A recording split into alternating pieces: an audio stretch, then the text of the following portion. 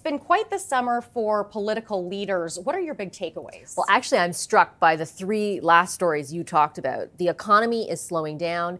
Interest rates, premiers are begging the Bank of Canada governor not to raise them, or a premier, and that 47% of people in this country are living paycheck to paycheck. Taken in sum, that will tell you exactly the political story that played out over the past 2 months, and that will continue to dominate discourse and discussion and debate over the fall, I think. The cost of living is top of mind for Canadians. It is almost impossible to get away from it from an economic perspective, but politically there is no more significant issue. And I think you can see in a lot of the public opinion polling, including even that Leger poll, that the impact of that over the summer has been a widening to a certain degree, depending on the poll you're looking at, but a cementing also of the Tories' lead over the Liberals.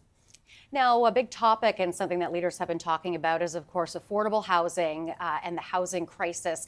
Do you expect parties to come up with solutions about this, or are you expecting sort of more finger pointing? I think the finger pointing is here to stay, it's safe to say. I think that when you look at the whole sum or suite of issues around cost of living, probably housing is the most significant, not only from a kind of pragmatic perspective in that so many Canadians are dealing with it, but in particular, Canadians that live in key electoral places in this country, so large, dense urban centers, are dealing with it to an even more extreme level. So it becomes not only a policy imperative for political parties, especially the government, but also a political imperative. So I do anticipate from the people I'm speaking to that the government will come out with either a new or renewed plan toward the fall economic statement a few months from now when it comes to affordable housing.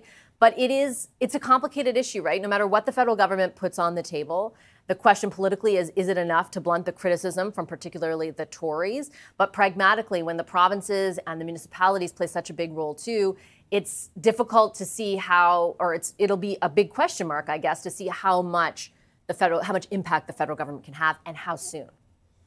Now, turning to wildfires, that's been a terrible season for wildfires, the worst on record in Canada. Is this the time that the government and the opposition need to come together to, create policy solutions for climate change? Wouldn't that be nice? I don't think that's necessarily going to be the case. I do think there is some pressure on the federal government to come up with some more adaptation measures versus mitigation. They've come forward already with their climate plan. I think politically, that where cost of living is a potential vulnerability for the Liberals, climate remains a potential vulnerability for the Tories. They have yet to put anything specific on the table about what they do to combat the effects of climate change.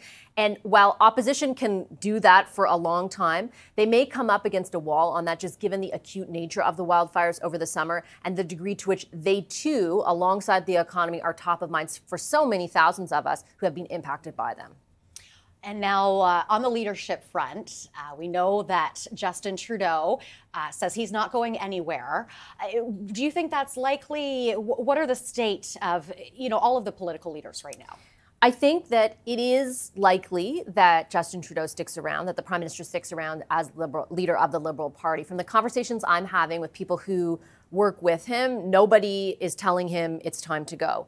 That doesn't mean that the conversation is not happening outside of those political circles. And there is some polling from Abacus data to that effect, particularly the fact that 1 in 4 people who voted Liberal in the last election do think it's time for the Prime Minister to go. So I think the question will keep being asked. He got it a few weeks ago. Are you a liability to your party? I think at this point, he wants to take on Tory leader Pierre Poilievre in the next election. I'd be very surprised if something changes. There'd have to be some big circumstances, I think, that change that.